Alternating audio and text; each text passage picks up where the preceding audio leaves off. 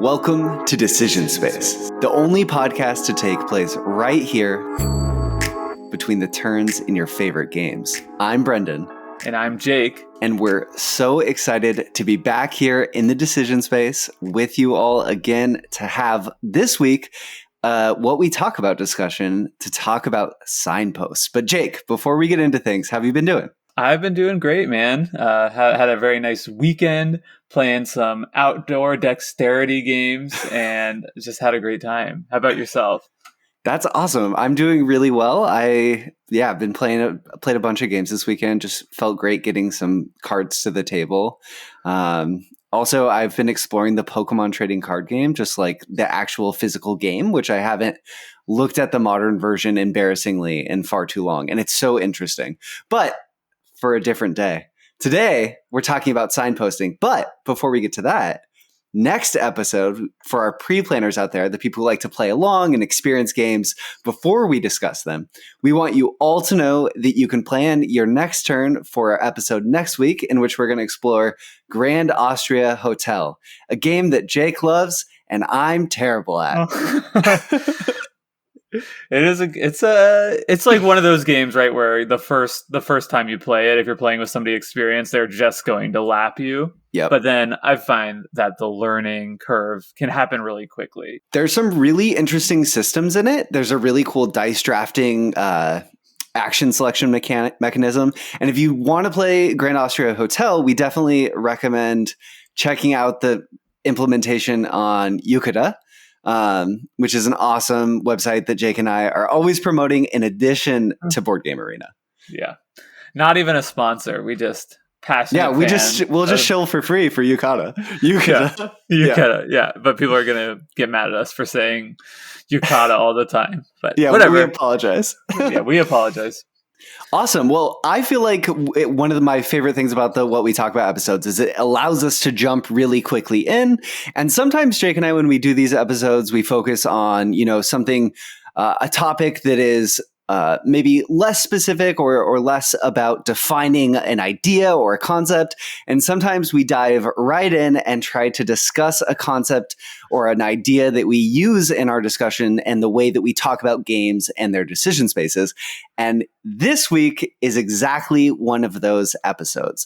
So we're hoping to introduce to you the idea of signposts. This is a game design term that I've primarily heard used in video game design, but I've heard it from a bunch of board games designers as well. And I think if you are a casual game player, you're not super interested in board game design, but you avidly play and enjoy board games, we hope that this week will really equip you with a new lens to look at and maybe more quickly identify strategic paths in the games you're playing.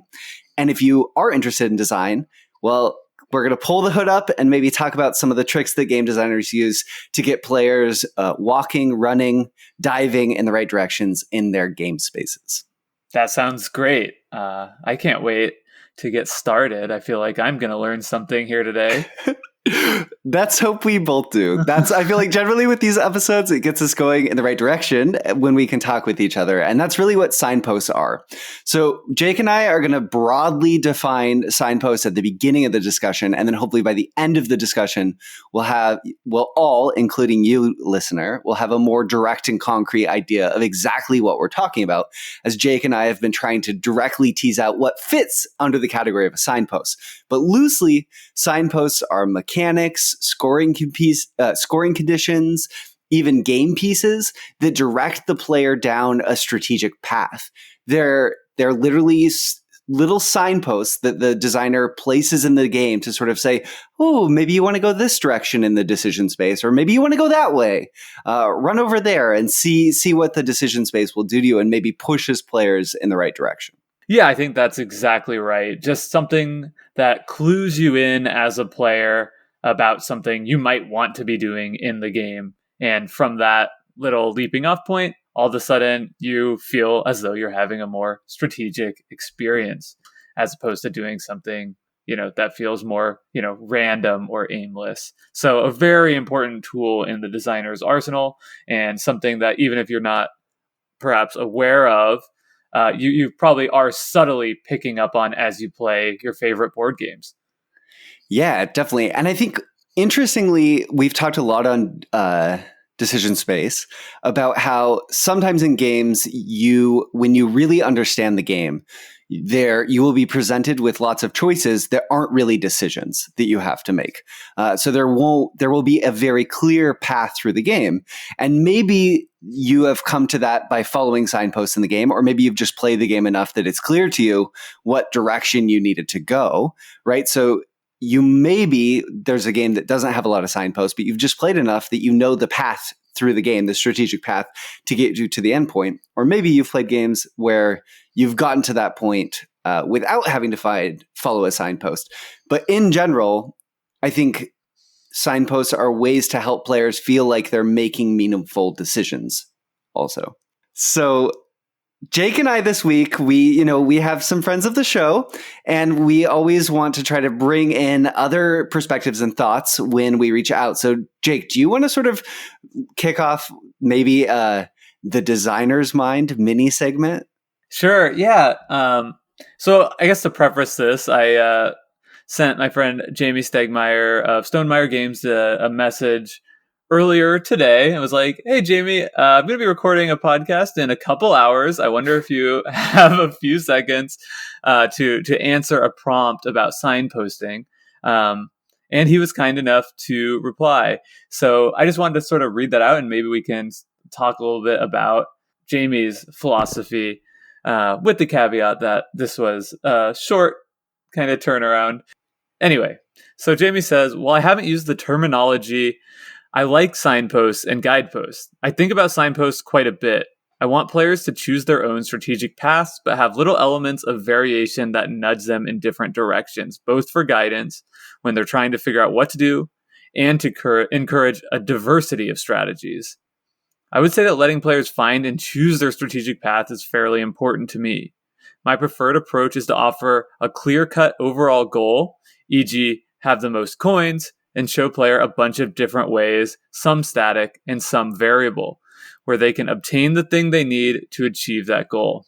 That's awesome. I'm so thankful, Jamie, if you're listening, that you took the time to send this in to us. And I really appreciate you sort of laying this out in this way, because I think one thing Jake and I went back and forth on a little bit is, what's the difference between a signpost and a destination? And I feel like in some ways, right, like if signposts are leading you somewhere, destinations are almost the end goal that you're trying to get to.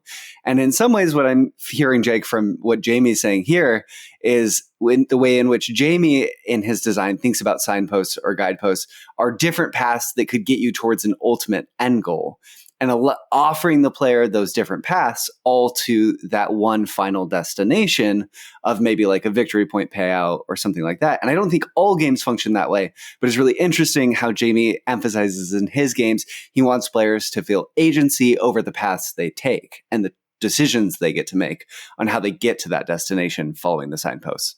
Totally. And one thing I thought was really interesting about Jamie's answer to this question is that I think a lot of my thinking about signposts had been around, finding a good strategy, right? How do I, as the player, play the game the best? What am I looking for to point me towards optimal play and optimal strategy? But from the designer perspective, it's, at least Jamie is less so concerned with the players finding the best path through the game, but in finding a variety of paths, right? So that there are different things you can do, different things you can pick up on that'll lead you to different directions. And of course, that's something that I really enjoy in a game where, you feel like, oh, hey, there are multiple viable paths to victory. So it makes perfect sense that the designer would want to signpost to let people know that so that they're likely to be uncovered kind of early and often in the lifespan of that game.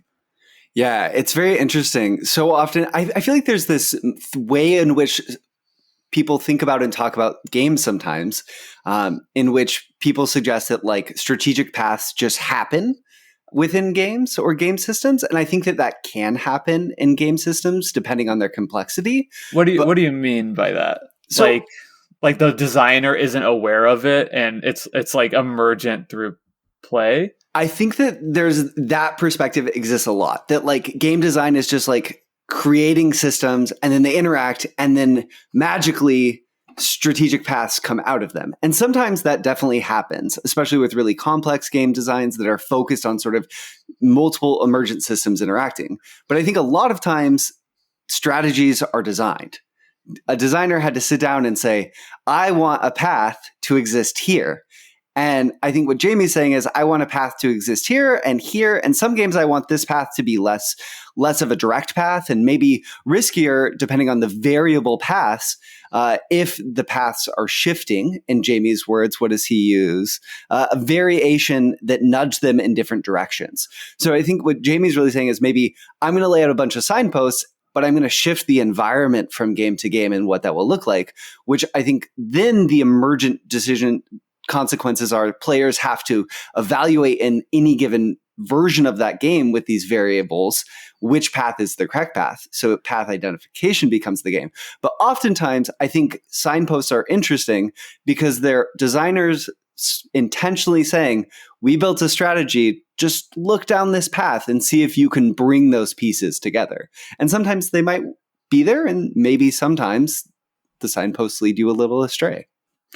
Yeah, that makes a lot of sense. I guess when you're thinking about pathing in a game and signposts leading you down a path, they might not be the same for every player. So, for example, in Jamie's most recent game, Red Rising, he points to the different houses as an example of this. So each person gets assigned randomly one of the 6 houses in the game at the beginning of the game, and that gives you a variable player power, which in and of itself is a signpost just for you that you might want to go down a certain strategy path. And that could inform the cards you pick up from the tableau in the game, the kind of cards you collect in your hand. And I know, variable player powers are something that exists in others of his games. And obviously it's a popular mechanic in strategy games across the board.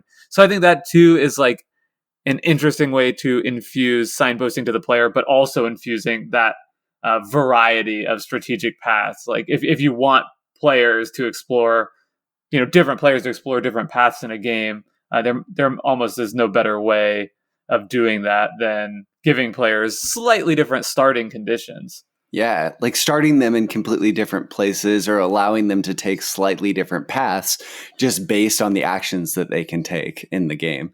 I'm very intrigued also, Jake, by, I think in some ways we dove right into the heart of this conversation, but I think it's important that we take slightly a step back and sort of say, why do signposts exist?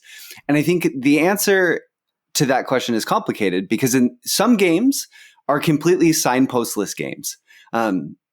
Games at their most base core is just like ascribing meaning to things in spaces, right? And in some games, the game is entirely comprised of players go figure out your way through this space. And other game systems are really complex, but the designer, so it's a really big, intricate space. There's mountains and there's forests and there's all this area that you could potentially traverse and represent. I'm speaking metaphorically, obviously, talking about different directions your decision space might take you in. And it's a way for the designer to give players focus so they don't get lost and they can have a good experience, maybe their first time playing, their second time playing, their fifth time playing, without having to play a game, say 50 times before saying, okay, I get this space. I've mapped it out. I've charted it. I sort of understand where to go. Yeah, I think that is a fascinating question. And on one hand, right, I think the complexity of the games does matter because a lot of abstract games, as I'm considering this now, don't have very much signposting going on. If you sit down to play chess, you're very much on your own to figure out how am I going to put my opponent's king in checkmate. There's nothing on the board in the player aid that's going to point you towards, you really want to get that knight on e4 or whatever it is. So there's not a lot there. And maybe that speaks to the need for signposts to exist more, the more complicated a game gets. Yeah, I think that's definitely true. If the design goal It depends on the design goal of the game too, right? Like what is the game within the game? Because in chess, it creates this rich environment where it's sort of like, oh, there's no signpost. So what does that mean? Oh, people are going to dedicate their entire lives to learning how to traverse this space, memorizing their own sort of shorthand in which different paths are interacting in different ways. But then in a practical level, a lot of the games we play, we might want to play 3 times. And you can't design a game where there's no signposts that's has the complexity of chess and just say, go have fun your first time playing. It's going to be really tough to navigate that space. Yeah, I don't know that that's true. Have you played Shobu? I haven't played Shobu. That's one of my very favorite kind of. It's an abstract game, and it feels and looks like something ancient, but I think it's actually just a game that came out in 2019 or something. But you have 4 boards. And one player gets the white pieces and one player gets the black pieces. And your goal is the game components are literally stones. And you are moving your stones. If you move a stone on one of your dark boards, then you get to do the exact same movement on one of your white boards. And the goal of the game is to knock all of your opponent's pieces off of just one board. So it's so simple to play that, when you first sit down to play, you're like, this is crazy. I have no idea how to approach this, but you can just like dive right in. And before you know it, things are revealing themselves. Like, wait a second, I move this here, then I can knock off my opponent's piece. And, if I knock off my opponent's piece, then that'll leave this other piece vulnerable. And so I think because of the simplicity of the system, it allows people to engage with it and explore from the first play. So even though I have no idea. Maybe there's a very competitive Shobu scene out there. So I don't want to disparage that because it's a game I love, but I don't think people are playing that game as though it's chess and playing hundreds and thousands of times. But that doesn't mean it's not like a very enjoyable experience. And I don't think it needs the rule book or something to say like, hey, try to cut your pieces into the middle where they'll be furthest from the edge and hardest to knock off. No, that's totally fair. And I think no game needs to be any one thing for sure. But I do feel like the more complex a game system is, and if it's a modern hobby board game to some extent, and you want people to play, some degree of signposting is going to make it easier. So maybe the way in which I was talking about, it sounds to me, Jake, your example of Shobu is like, this decision space is not massive, but it is quite large. And I am sorry, I haven't played Shobu. And the fun of Shobu is exploring that space without having a sense of direction and seeing what organically comes out of it. Right. Yeah. Yeah, I think so. Okay, so but I want to take on the other side of the spectrum. I think there are games that are very complex that do very little signposting and kind of function similarly. Okay. I'm thinking of another game I really love, A Feast for Odin, which I think maybe you also haven't played. Yes, but we've talked about it a bunch. So, and I know what you're, keep going though for the audience. I'm sorry, I'm talking over you now. No, you're good. So essentially in A Feast for Odin, it's a worker placement game where you have a bunch of workers and there's like 60 different action spots. And the game does, I think there are things that can be perceived as signposts, I believe. Maybe we should talk through this, but I think the game, most people find enjoyment in the game because it allows you to play in a sandbox. This game, I'm going to really focus on hunting. This game, I'm going to really focus on immigration. This game, I'm going to really focus on, exploring new territories. And the game does very little to stand in your way of doing that. Whatever path you want to go down, you certainly can. And that's how I've really enjoyed the game. Again, as a sense of exploration with very little restriction. Yeah. No, that's a really great point. So I feel like maybe in terms of the conversation, one thing that you're helping us tease out, Jake, too, is that the degree of signposting can affect the degree of how open or closed a decision space or path can feel? I think that I'm just trying to think. I'm still like wrapping my head around why signposting exists. Yep. And I think my thesis on that is it is something that helps with the first play experience. And I think that is what it adds a lot of value to. Yep. That said, I do think it's something that is very much open to the designer. I don't think if you're a board game designer working on a game, I think it's something you want to be conscious of and definitely consider how much signposting you want to put in a game. But I don't think it's something like that you need. Yeah, almost regardless of complexity. It's just going to create a very different gaming experience that is actually separate from the gameplay itself. What it changes more is how the game is perceived than what the game actually is or what the decision space is. Yeah, that makes a ton of sense to me. No matter how complex your game system might be, your game decision space might be, once you know it, you start to ignore the signposts anyway, because you have your own mental maps through the space. Just like walking through your neighborhood. The first time in a new neighborhood, you need to look at all the signposts to know what the roads are and potentially how to get somewhere. And once you've lived somewhere for 25 years, you might not even pay any attention to signposts at all, and they don't have a ton of value to you. Right, except for that we all use our Google Maps now, and then we never actually learn how to get anywhere because we're so reliant on technology. Yeah. It's like the same in board games, except for Google Maps is just Rodney Smith on Watch It Play. Curse you, Apple, for destroying my metaphor. So, no, I get what you're saying completely. Perhaps too, Jake, when we were first jumping into and discussing this idea of should we talk about signposting, it was a term that I had been saying sort of casually in conversation with you of like, oh, there's really interesting signposts in this game, or this is a really well signposted game, or talking about even in our last episode, was that last episode? Lost Ruins of Arnak, talking about how I felt like it was a heavily signposted game.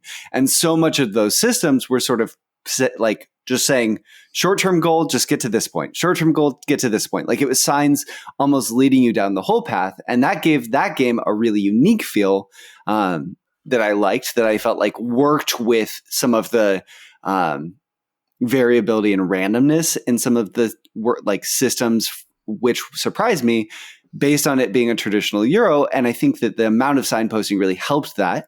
But you sort of brought up the idea of sort of this classic Euro spectrum of signposted games. Do you want to delve into that and maybe lay that out as a framework for people to think through if they're still like, I've been listening to this podcast for 20 minutes now. I don't know what they're talking about.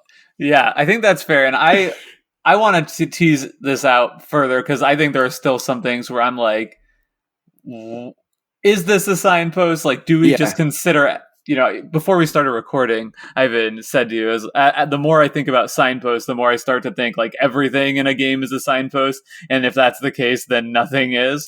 So I do think it is something that I've been surprised how hard it is to kind of like wrap my head around some of these things. But I do think one good way to perhaps understand the spectrum of what could be considered signposts is by looking at the holy trinity of gateway Euro games as I see them. And those are Carcassonne, Catan, and Ticket to Ride. And I think in these three games, you have very, again, it's a spectrum from very little signposting to signposts all over the place. And I think that really bears out in the feel of playing the games. So I think hopefully a lot of people listening to these this podcast have experienced some or all of these games. And if you haven't, you must, because they are wonderful games that are, I think, kind of core to so much of the games that have come after. But anyway, without praising it too much, Carcassonne is a tile placement game that feels as though it is signpostless or close to it. You all you really have in the game that could be considered signposts are the point scoring system, where you know that cities are worth more than roads, and farmers are worth potentially the most and potentially nothing at all, which makes it a bit challenging to really see that as a signpost either. But more or less, as you're playing the game, you're constantly in a state of evaluating the game state and just trying to play from the feel of it. There's very little in the sense of like, oh, I'm going big cities this game. That may happen over the course of the game just by the way your tiles come out and the way the board state evolves. But there's nothing at the start of the game that's going to send you down that path really at all. Yeah, and there's no tiles that sort of come out organically halfway through the game or a quarter of the way through the game that say, okay, if you have all of your meeples placed in the lower left quadrant, count for triple or something like that. There's none of that in Carcassonne. Right. So you have the game space. And I do see what you're meaning of like and if everything is a signpost, then nothing is a signpost. And I think that one thing that's interesting to me is how Jamie somewhat separated the idea of like the destination, like where you want people to end up, and things that point you in different directions of how to get there. I think in some ways, the way that we're thinking of signposts, that might break down. But in other ways, I feel like that holds up for me, and what makes Carcassonne not feel very signposted. Because you know what the destination is, but the whole game is trying to figure out how to get there, right? Let's circle back on kind of end game scoring conditions. Okay. So let's move on to the next game in the spectrum, which I think is kind of right in between, and that's Catan. So Catan definitely has signposts that's going to point you towards certain strategies in the game. But they're kind of limited in the sense that what you really have is the longest road card. That's going to tell you that one strategy for getting points is to build the longest consecutive road. Very similarly, you have the largest army card, and that is a very clear signpost that like, hey, one strategy you can employ is build a bunch of development cards, and through that you'll be able to earn points. That's going to help elevate you to victory. I don't think it's a mistake either that these are physical objects that get passed around the table, right? That you look at when you're playing and sort of say, oh, that player has that thing. Maybe I could aim for that thing if I get more roads than them. It's not just written in the rule book. It's a physical object that in the design of the game was purposely put on a tile that exists that you can get to. Yeah, absolutely. And then I don't know I think those are really the outside of endgame scoring, which sort of tells you like the third strategy would be just developing as much as possible and getting points for that. There's really nothing else, but those are to my mind very clear examples of signposts, and that's just such a good example of what a signpost can do, especially in kind of an entry level game. The first turn, you might be like, okay, I'm going to build this road here, and you're already thinking to yourself like I'm going for this. A new player to the game, even if they've never played strategy board game before, can so quickly internalize that, hey, if I'm going for this, like, there you go. That's all you need. And you've got a strategy going. So you're already able to engage with it on that level. Finally, on our spectrum here, you have the most heavily signposted game of the three, and that's Ticket to Ride. And Ticket to Ride signposts in a variety of ways. First and foremost, you have destination tickets. So at the beginning of the game, you'll be this is a route building game where you're trying to connect a route of trains of your color across the map from city to city. And you'll start out with a certain number of destination tickets that will tell you that at the end of the game, if you have connected the two cities shown on your card to one of your routes, then you will get X amount of points. If you don't do it, you will lose X amount of points. So that is a very clear signpost that's telling you essentially like, you must do this. Like, you have to follow this path, because otherwise you're literally sacrificing strategies. So in that way, it almost feels like an example of a signpost with even less agency than in Catan, where players could feasibly choose to ignore it and do just development strategy, where here the designer is saying, no, taking the question out of your hands, you will form a strategy and you're going to like it. Yep. And then the game becomes, how do I link together these different paths that I'm being forced down together, which is, I wonder, as we continue to discuss examples, how much we'll sort of stumble upon different games that sort of make playing with signposting and inverting that concept part of the game in some ways. Yeah, absolutely. And the other way I think Ticket to Ride does signposting too, and maybe we could talk about whether this is an example of it, is that, you know, the routes are already laid out for you in specific colors, right? So if you're wanting to connect two cities that is connected by a route that takes 6 blue cards, you sort of are again like strong-armed just a little bit into strategizing and collecting and thinking through, like, how am I going to build up enough of this resource to do this? And that's really important because, you know, the scoring system so heavily rewards, saving up and spending on long train segments, that if all of the tracks on the board, for example, were the clear type, where you could just spend any type of resource to do it, I think many more new players would sort of miss that element of the exponential increase in scoring you get by saving up. But here, because of the colors ascribed to them, it kind of, it's holding your hand through it just a little bit.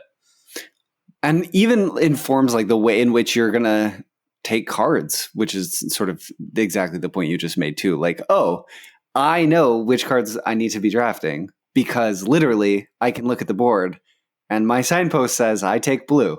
So when I have the opportunity, I take the blue. Exactly right. And this is not a value judgment on any of these games. I feel like it could be perceived as a negative thing that I'm saying that the designer's strong arming you through. I love all of these games, but the play experience of them is fundamentally different, even though they're all very similar in terms of like weight, complexity, decision space, I would say. The feeling of playing them is different. And I think, I don't think it's a stretch to say that feeling is largely informed by the signposting taking place. I definitely think that that's fair. And I think so much of that has to do with the sense of exploration that you get to feel, or I think really, as Ticket to Ride becomes a perfect example, the sense of objective completion. You can create your own objectives maybe in games like A Feast for Odin, where you say, I'm going to try to do this thing this game, but they're not intrinsic and in front of you, and they might not be gates that you have to jump through to get to the next thing. So a game that comes to mind for me where it really kind of, I think, led us down this path was Lost Ruins of Arnak, because so much of that game is the temple track specifically, I think, is really signposting what you need to do to continue on in the game. Playing that game, the more I think we played it and played it with people in our Discord, the more we all appreciated how important moving up the temple track is. It's almost mandatory. It is mandatory that you move your magnifying glass at least 75% of the way up the temple track, and your bird or your book at least halfway. Your bird, like, what game are you playing?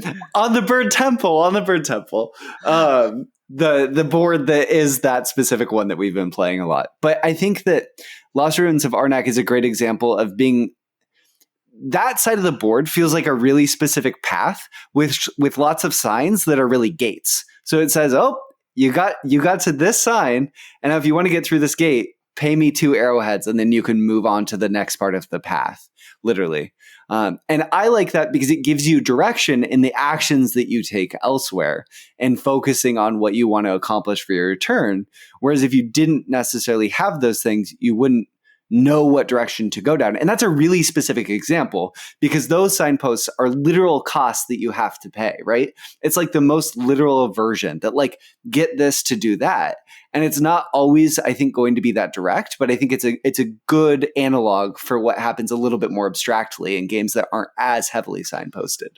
Absolutely. I think I would put that game into the Ticket to Ride side of the spectrum, right? As a very signposted game. And it doesn't, I think what I'm struggling with is that does not mean that it's a less strategic experience. Yeah. It's just a more specific ask of the player than in another game. I wonder too, Jake, if partially one thing, the more I've played The Lost Ruins of Arnak, the more that I feel like I experience the question whenever you play a game and you experience it's like, what is the game here? Where am I getting my edge? And the more I've played Arnak, the more I feel like it's a game of planning. You're trying to set yourself up to have your engine pay out, to have not even your engine, it's not an engine building game, but to have your actions pay out with the things you need to get high enough in any given round to keep going. So it becomes a planning game. So it gives you lots of signposts and you have to plan your optimal route by taking the right actions at the right time, in the right order to hit those paths in the right way, which interestingly, Ticket to Ride can kind of be that way too. I was just thinking the same thing. As like, as you were saying that, I was like, I guess Ticket to Ride similarly is a game that really rewards somebody planning a lot. If you're thinking just like one step ahead in Ticket to Ride, you're going to be asking yourself, why aren't any blue cards coming up? Sure. Whereas, the person who is able to think a few more steps ahead will be happily collecting 4 or 5 different colors of cards at the same time. Yeah, and this is, of course, we talked about the classic Euro spectrum, and I think as we talk through more examples, different things might strike us. So I felt like it would be useful to just sort of name some other games and talk about examples of signposting in them. And for some reason, my brain, when we talked about this subject, though I haven't played it very recently, though I would like to get back into it and experience it again, having not played it in a few years. And that game example is Seven Wonders. In Seven Wonders, at the start of each game, each player takes a wonder. And on that wonder, there's 3 stages. I think expansions might vary in this, but there's 3 stages of wonders that you can build. And to build them, you have to achieve certain resource costs. Then you, on a turn, instead of drafting a card, you tuck it under the wonder sheet, pay that resource cost or have that resource cost, and then you have built that section of the wonder. And that's a great way that when you start the game, I think signposting and drafting games can be really important because if you are given a pile of cards and you don't know what to do, it's going to be really hard to make those first decisions and knowing what direction you're supposed to go. But just by having a wonder sheet that has a few resources costs on it, that's just enough direction to maybe push you slightly down a path and say, okay, just aim for this. And you'll figure out the rest. You'll pick up different pieces. Depending on the cards you get, you'll find your own path, but just head in that direction and it will probably work out okay. Yeah, absolutely. I think that speaks a lot to the variable resources set at the beginning of the game, which could function a lot of ways. We talked a little bit about variable player powers before, and in this case, it's variable costs or objectives you're trying to complete. And yeah, I think that works super well. Just giving people just a little, you'd need a little bit of asymmetry to make that first choice, and then once you've made one choice, you're good to go because that one choice will inform, what you need to do next, and it'll snowball. A game that works very similarly, another drafting game is It's a Wonderful World, which does it just a little bit different. Instead of having, cost, something you're trying to complete, it gives you just there's, I think, 5 different empires that you get dealt one of randomly at the beginning of the game, and they just give you a little benefit. It's either producing one resource of this color, or maybe it's like a end game scoring for collecting a certain type of resource. So it's very similar. It's a really small thing, but it's just enough that 2 people playing the game or 5 people playing the game are all going to evaluate their starting hand from just a slightly different angle. Another sort of game that it's the most, I feel like, abstract example on the list we have in front of us of what we've been talking about, but it's Patchwork. Because you're in Patchwork, Patchwork is a game where you're drafting different shapes, tetronomos, pentominoes, all of these sorts of shapes, trying to fill out a grid in front of you. And you're taking these shapes. And one interesting thing about Patchwork, the only thing that I could really think of being a signpost in Patchwork is that you are given the goal of getting a 7x7 grid of a completely covered up space on your board. And in thinking about this, it just that one little signpost sort of says, try to be orderly, try to be neat, and try to make these things fit together well. And I think just sort of looking and sort of saying, okay, yeah, I have to make these fit together well, in some ways almost makes that game work. Because I could see a version where you didn't have that goal in mind, where you were just like, okay, this piece doesn't really fit with this piece at all, so I'm going to shove it over here. And you could really clog your board up in a way that doesn't work. But having that direction from the design just at the outset of you're trying to make this 7x7, I think encourages you to go down the path of placing things carefully and cleanly and planning in a way that really makes the game work. Yeah, I think that is a great example, and of an example of something that's just a little bit more subtle, perhaps, than some of the things that we've been talking about before. Though, I think that again would be closer to the Carcassonne side of the spectrum of signposting. One that might be more in the middle, which gives you some signposts, but not too much, would be Terraforming Mars, another game we've covered on this podcast, which has really interesting signposts of the awards and goals at the end of the milestones at the end of the game, which, they aren't things that you have to go for, but they are definitely things right there on the board in front of you that are telling you, like, hey, proceed down this strategy of building this type of production, getting a certain amount of this resource on the board, and you're going to be rewarded for it. I think that Terraforming Mars is such an interesting example, Jake, for when we're trying to tease out the difference between, like, is there a difference between signposts and destinations, and how does this work? Because in the Terraforming Mars example, you have to opt into these, but they're all on the table from the outset. So they're like all viable destinations. So they're signposts because you could go in that direction. But at some point in the game, you have to opt in and purchase it and say, yes, I'm going in that direction. And then you open it up as a valid destination in some ways. So it's kind of an interesting example of a mechanic in a game functioning as signpost until the players opt into that signpost as being their destination. Yeah, that is really fascinating how that works, especially coming at it from this framework. It's a signpost that's there until, like, maybe it's not anymore. Yeah. But yeah, I think let's lean into that a little bit, because I do think it's important. Like, what is the distinction between end game conditions and victory points for being signposts and not being signposts? And is it just that it pays out before the end of the game? My gut feeling on this one is that some end game scoring is signposting and others is not. Like, others is just to make the game function properly. So, for example, but in many Euro games, at the end of the game, you'll get some amount of points for leftover resources. And generally, it's sort of a low value payoff. And it's pretty rare that a good strategy in those games are to just get a bunch of resources and cash them in 4-1 at the end of the game. Usually that's going to be beaten out by some other strategy. So that is an example to me of an end game scoring. Like, that's not really signposting you down one path, but like a game like Castles of Burgundy has a lot.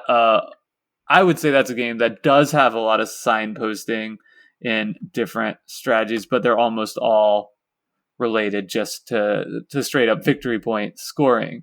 So in Castle of Burgundy, you get points by being the first person to complete all of one colored tile on your board, right? You complete all your animal field spaces, then you get some points. That's like telling you probably want to maybe consider focusing on some types of tiles so that you can unlock some of these first. The game's also telling you that, you get more points by completing area on your board the earlier in the game that you do it. So that's sort of signposting in a different strategy of like, maybe you can just focus on completing spaces as quickly as possible. So to me, those are both like victory point scoring conditions, but they do function as signposting. But like, trading in workers at the end of the game for 2-1 or 4-1, whatever it is, like that's not. So I'm struggling with this. I'm wondering what your thoughts are. I think that for me, one of the differences is signposts are elements in a game that direct a player in the down a strategic path or in the direction of a strategic path. And in some games, like Ticket to Ride, this example, the end game points are successfully going down that given path. And I think we have to separate that type of end game scoring in the way that we're thinking about it some from like the example you just said, where the game's not saying go down this path. The game's not saying get a ton of resources and you'll profit, unless that's the type of game. But in the example you're using, this is sort of a mechanic that gives you consolation points for having leftover stuff.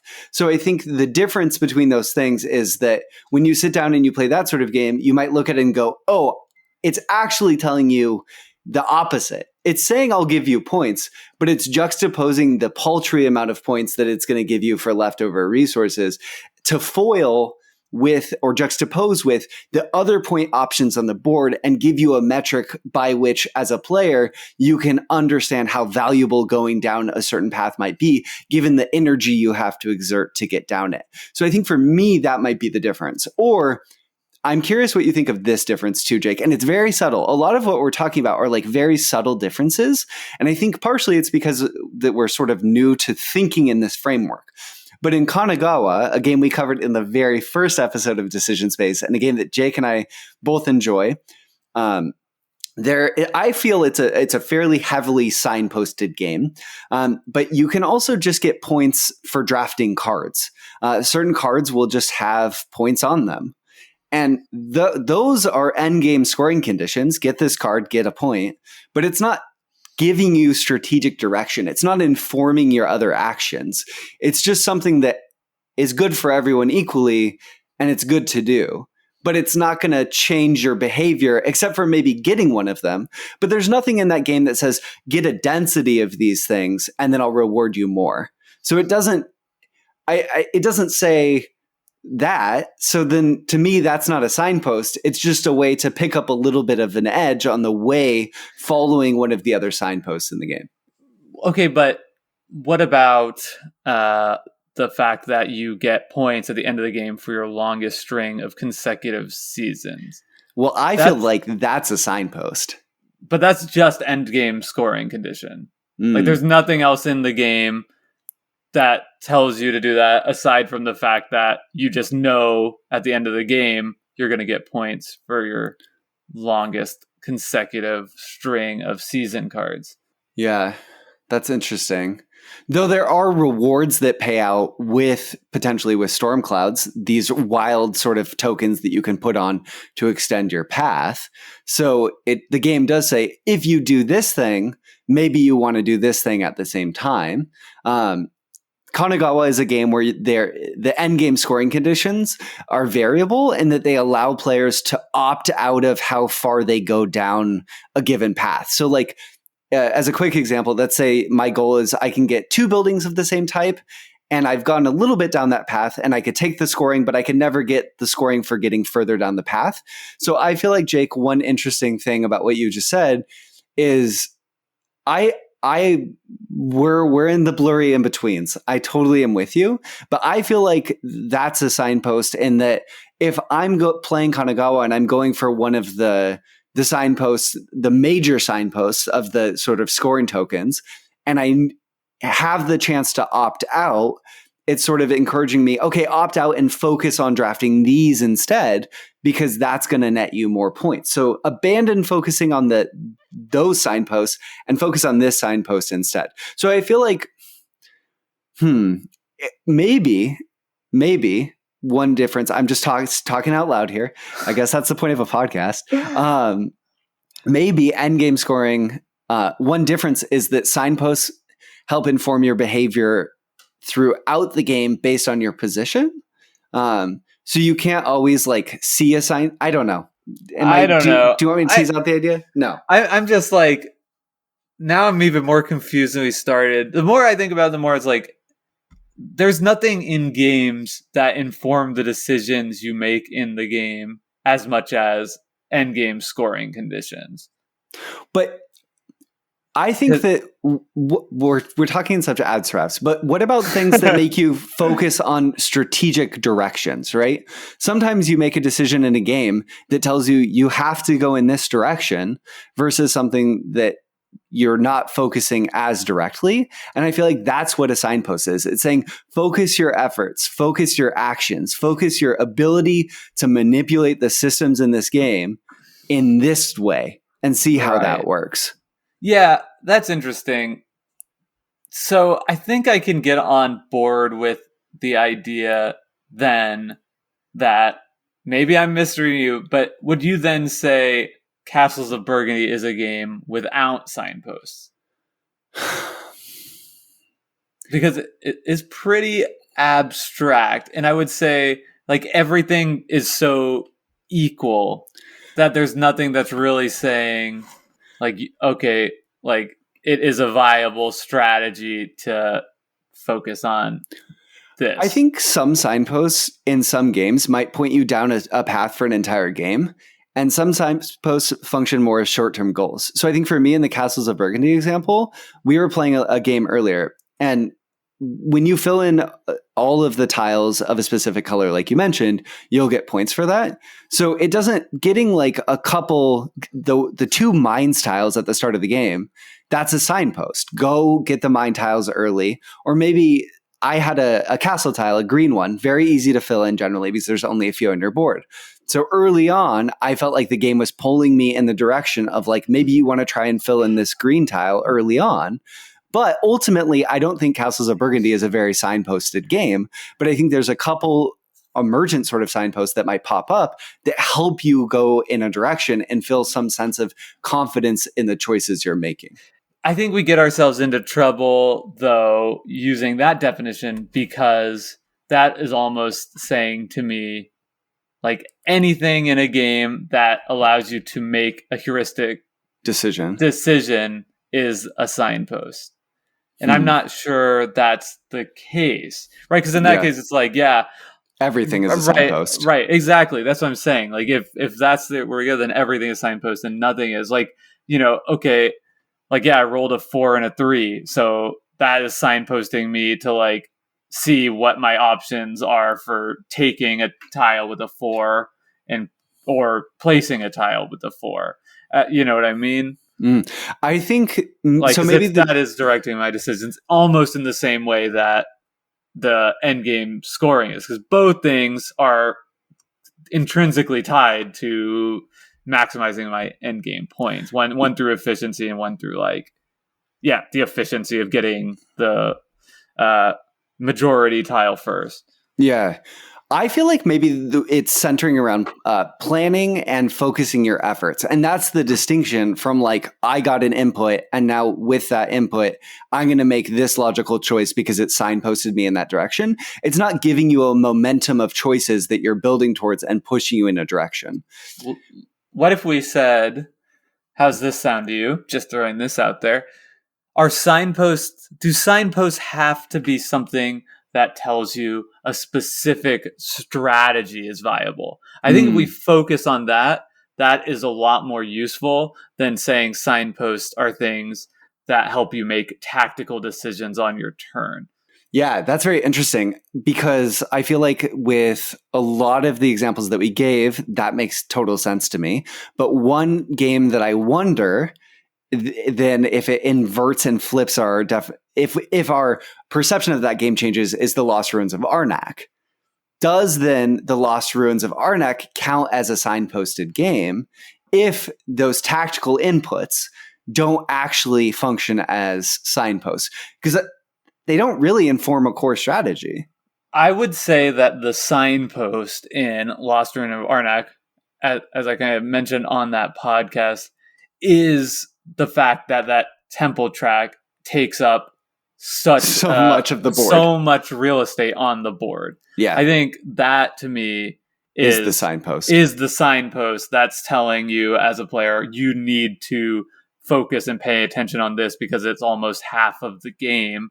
And then if you've read that signpost correctly and you're like, I am going to pay attention to that, then that job is done there. And the individual levels, that's just helping you make heuristic choices. That's not actually signposting a strategy. So signposts are indicators of viable strategic paths to potentially explore. I think that might be a definition that is more helpful. Yeah. I think just in kind of layman's terms, like when we first set out talking about this, I was thinking of strategy of signposts as something that when I'm playing a game for the first time, it tells me, hey, you could try focusing on this. Yeah, I totally agree. I actually, one of the ways that the sort of word ended up in my vernacular was listening to Mark Rosewater talk about how they design cards for draft in Magic the Gathering. And he specifically used the word to talk about multicolor, uncommon cards that they purposefully design and put in packs for when you're going to draft, where if you open your first pack, this is just like how we were talking about in Seven Wonders. If you don't have a direction, it's hard to know sometimes what direction to go. So they started in more modern sets, putting in these cards that are 2 colors, sometimes 3, depending on the set, that are quite strong. If you know the game of Magic the Gathering, you'll see this card. It looks good. And that will then give you an identity that you can draft towards. And that's sort of exactly what you're saying, Jake, of like, okay, if I open this card, Agar, that says I should deal excess damage by using direct damage or attacking with giants, I then know my strategic path is finding lots of giant cards and lots of direct damage cards. And if I bring those together along with this Agar card that I have, that will probably be a viable strategic path. I think that is exactly right. I think that an example of a game with a draft that doesn't really have this is a game like Blood Rage, where drafting isn't the whole game, but you draft different card. You draft, I think, 8 cards at the beginning of each round, which you'll then play out over the course of the round. And there are strategies in the game that people who are very familiar with Blood Rage know to go for. And some of them are more intuitive than other as you see a few cards. But without a knowledge of the card base and what's out there, you look at your first hand of cards, like some of them are like objectives to complete. Like some of them are strong cards that give you power. Some of them allow you like upgrade something on your board. And there's nothing to really clue into like what I should be taking. Like how the heck am I supposed to evaluate this? And that's actually was a big reason I kind of bounced off of that game, was because it felt like really hard to bring new people in. Like I think it is a game that is a great game that's super rewarding for groups that are like, we're going to play this game with the same group of people a bunch and like learn and explore those strategies. But it's not signposted there in the way that you're describing in Magic the Gathering. Yeah, that's super interesting. And in Magic too, like in a draft, sometimes even then, like there's so much information. Without those cards, you could just be lost and you just end up with a pile of cards and feel frustrated and don't know where you went wrong too. So sometimes I feel like signposts can be helpful because they can help you understand where you went wrong. I'll also say I feel like now we've been talking a lot about games with signposting, and to your point earlier, Jake, tons of games just like don't have signposting because the point of the game is more the openness of the space, or like either it's exploration, or I even thought of a game like Codenames. Codenames is, to my knowledge, like not a game with signposting at all. It's just completely open, and it's inviting you to make connections between different words on the board. It's literally as open as can be. Unless can you think of anything? No, I think that's right. And we could probably just expand that way further with a huge sweeping generalization that party games probably just don't really have signposts at all. I'm thinking about, Just One, Wavelength, Werewolf, The Resistance. That I'm sure there are exceptions to this rule, but I think in general, party games are concerning themselves with something very different than the fun being going down different strategic paths. Yeah, and that kind of brings us back to maybe that definition that signposting, what it's really all about is informing you as the player about what strategies might be viable in a game. Yeah. Another example then becomes, in my mind, we just talked about signposting and Magic the Gathering, but then last week we did not cover Lost Ruins of Arnak. We talked about Keyforge. And to me, I'm really curious what your impression of my sort of thought that Keyforge is a game without much signposting. I think that's right. Just at my first reaction is that's correct. And I think maybe that is also is probably has to do with the fact why a lot of people bounce off of Keyforge and don't see a lot there, because the game is not telling you what strategies are viable, and each individual deck is a new thing, a new unique thing that is not telling you what is a viable path to go down. Which literally combines, if you listened last week, with the metaphor of what Richard Garfield was talking about, wanting there to be a jungle. Every deck is a jungle that players have to explore and figure out the path through themselves. And I think this is why when so many people, like you're saying, Jake, sit down to play Keyforge the first time, they even just like, oh, I guess I'll just attack with my creatures, because they're just going to like what they know from even other games and not having even the direction of like the very high level, which it's not a strategy. Forging keys is not a strategy. It's just the end game goal. So it really is about sort of looking at all of your cards and having that ability to bring all that together. And I think maybe once you knew the cards, certain cards could function as signposts in a deck. Maybe this rare sort of says, okay, this deck might have this identity, but that's you've explored the game a lot by the time you get there. Yeah. This is great. I think we cracked this one. Like, I feel like I've learned. When we were sitting down to do this, I was feeling a little apprehensive, because I'm like, okay, we're going to talk about something that I don't understand at all. It's like, why are some of these things signposts and other things aren't? And I feel like, I think we have some more interesting stuff to discuss, but I'm just like, wow, okay. I think we're getting a little bit of clarity around this. I think so too. And I think it will be interesting, Jake, and as we continue this discussion and sort of bring this into our lexicon that we use to talk about decision spaces in games, to sort of really examine how signposting affects the decision space of a game, or the perceived decision space of the game.